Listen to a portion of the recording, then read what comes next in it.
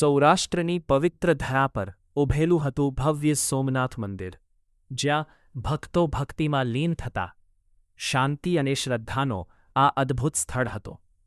પણ એક દિવસ આ શાંતિ પર છવાઈ ગયો ખતરો.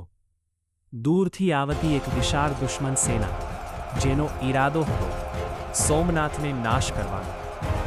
એ સમયે એક વીર યોદ્ધા ઊભો થયો. નામ હતું હમીર સુમરા. નાનો રાજા, પણ દિલથી સિંહ. ધર્મ અને માન માટે જીવ આપવાની કસમ ખાધેલી.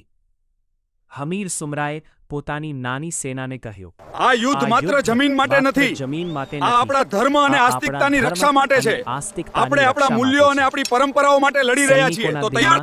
જ્વાળા પ્રગટી ઉઠી અને શરૂ થયું ભયંકર યુદ્ધ. તલવારો અથડાઈ, ઘોડાઓ દોડ્યા, ધૂળ અને લોહીથી ભરાઈ ગઈ યુદ્ધભૂમિ. હમીર સુમરા એકલા જ અનેક દુશ્મનો સામે લડી રહ્યા હતા. તેમની દરેક ઘાતમાં વીરતા ઝળહળી રહી હતી.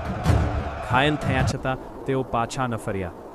આખરે ઘણા ઘા ખાઈને પણ હમીર સુમરા છેલ્લી શ્વાસ સુધી લડ્યા અને સોમનાથની રક્ષા કરતા વીરગતિ પામ્યા.